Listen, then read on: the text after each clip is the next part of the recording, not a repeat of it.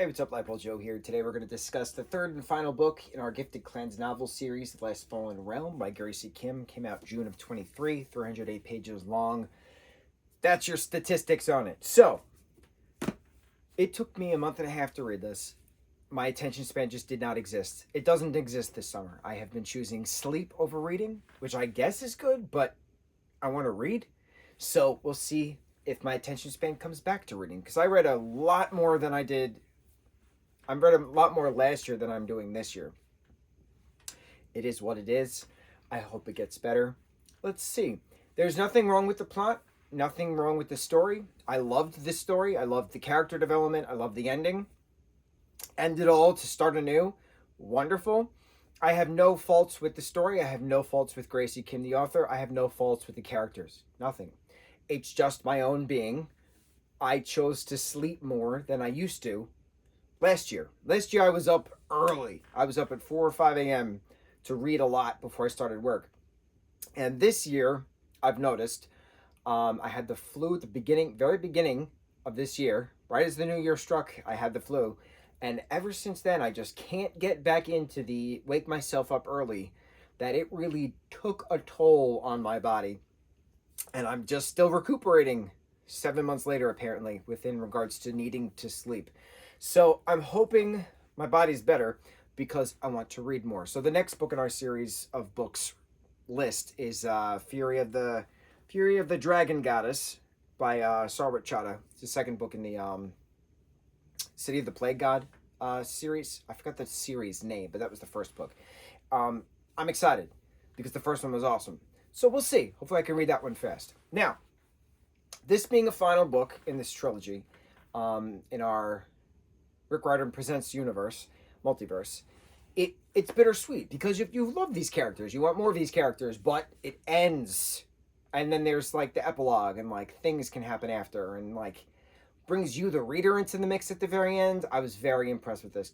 Gracie's little author's note at the end was very cute as well. Loved it. All about magic. So Hattie we leave off the second book. Hattie's in a coma. Riley is now the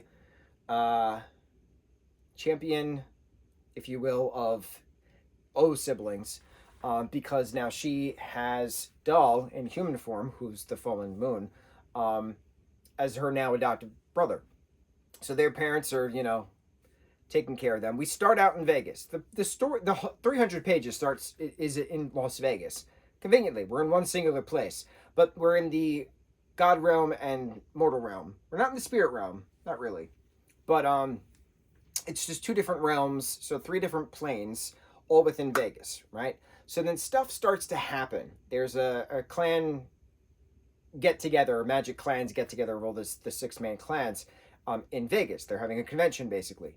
And so they're trying to figure out what to do when the animal goddesses are coming back to start a war. And what's the point of this war? Well, the point of the war is they want to try to make a mega realm, break up the spirit realm, break up the mortal realm, break up the god realm, and just make one mega realm. That way everything is together and there's no more crossing barriers and stuff. And because Dahl has that one pen and he can create portals, the layers have been chipping away, right? Chipping away. Ymor, the mayor from the spirit realm, he's been back. So then stuff happens. The worlds start to bleed into each other. The multiverse is starting to bleed into each other. So it's very interesting. Multi-dimensions. It's not a multiverse. It's a multi-dimension. In this particular aspect. Riordan Presents is a multiverse, but this particular aspect is multi-dimensions. 3 different dimensions. Having the water dragon goddess sacrifice to bring Hattie back to life, that was awesome. Having various contests in regards to who's going to be the next prime minister of the mega realm and making everybody believe that Riley's a moon rabbit when she's not. Very cool. Making animal friends along the way, making magic friends along the way. It was a very well done plot point of getting to point A to point B to point C very quick. And I really enjoyed how life and death situations kept coming up and we were preparing for the war, but then the war never happened because Riley decides, she's like, the hell with this. I know what to do, after realizing that the Walker Pillar that has been with her since the second book goes into the chrysalis form, turns into the butterfly, and it's actually Maga.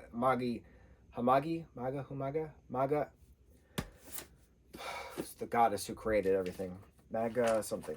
Hang on. Mago Halmi. Mago space Halmi. Mago Halmi. So then stuff happens, and realizing that she can destroy the magic fidget spinner that has Mago Hami's tear fire thing. That is the catalyst event. And she chooses the catalyst event. She realizes the story of the moon rabbit sacrificing for the beggar is what she has to do to then become the sun again. And she realizes that that's the only way, that after Dal his energy was taken out from him after an unaliving moment, because of the mayor, he's now back as the moon, so she has to go back to the sun. That's the only way to fix this. That's the only way to break this cycle. That's the only way to get the realms back to where they're supposed to be. That's the only way to move forward for the betterment together. Breaks the fidget spinner. All hell breaks loose. The goddesses turn back into baby little animal forms, and then she tethers them together with the Tree of Life bracelet that Emmett has, who's one of her main crushes, obviously. And then she goes back to being the sun, and Mago is, quite happy with what Riley had sacrificed, and that Dal and Riley are back as sun and moon and sun. So she gives them like vacation reprieves back to human form, for a vacation to hang out with their family. Hadi is in charge of the spirit realm on the weekends, and sometimes some weekdays and things, right? Like agreements were made with the goddess. So it's just fun, and it's well done, and it's everything will end to start a new beginning, and it's just a wonderful cycle story. Like, I didn't find any problems with these stories. It was just so entertaining and filled with magic and hope, and that was the whole purpose of the end of the epilogue and the little blip to you, the reader. Like, if you step outside, soak up my rays, give me a smile, look up, I'm always going to be there for you, you're filled with magic, what's going to happen next?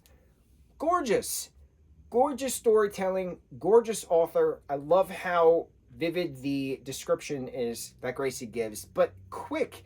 And it's not 6 pages of why the sky is blue and the grass is green. It's none of that nonsense. Bing, bang, boom, to the point, plot point revealed, character development, sacrifice, you have the magic in you, what do you choose to do next? Amazing. So, Last Fallen Realm, the end of this trilogy. We're going to start the next book. We're going to see how fast I can get through it. Then, we're going to do some audiobooks of the Vampirates books, because I have the new Pirate Academy books that I want to get through as well. But I've never audiobooked the Vampirate series. I've read it 1,000 times, but I've never audiobooked it. So I'm curious how it's going to be with somebody else reading it to me, if that makes sense. I might read along. We'll see. Never audiobooked before, so I'm curious how that works. I've read books before, obviously. Never audiobooked before. I'm excited. Magic and me. On to the next adventure. On to the next review. Mucho mahalo.